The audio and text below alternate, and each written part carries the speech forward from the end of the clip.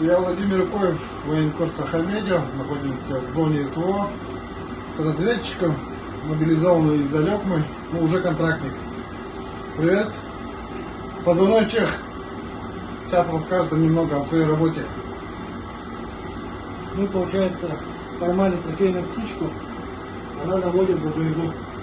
Она прилетела без заряда, просто прилетела, и у нее стоял вот такой датчик. Он начал моргать, а после него, после этого дрона, летит баба-яга. Это обычный дрон, собранный на простых. Герб видно. Да, это вот Хохлячая, это и все из рядов Мадяра, это его разработки там, всякие дроны. Все помечено, мы все его обезвредили, просто без заряда был. Быстро его распитали, погасили датчик, который выдавал нашу позицию.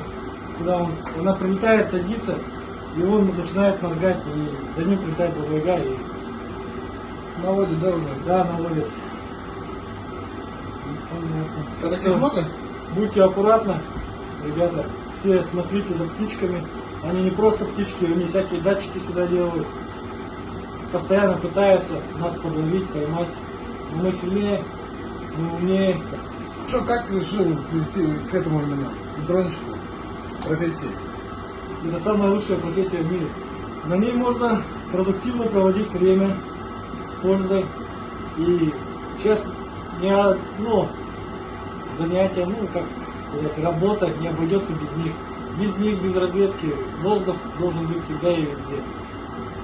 Больше видим, больше знаем, все увидели, наказали, выявили, наказали, все уничтожили. Чех, ты же, получается, мобилизован. Почему решил подписать контракт? Потому что должны кто-то чистить мир, делать его светлее, продолжать дело наших предков, наших отцов, дедов. Дело наших дедов, оно не останется в стороне. Они боролись с фашизмом, мы будем бороться с фашизмом до самого конца. Ну и победа будет за нами, да? Да. Ну, всем пока.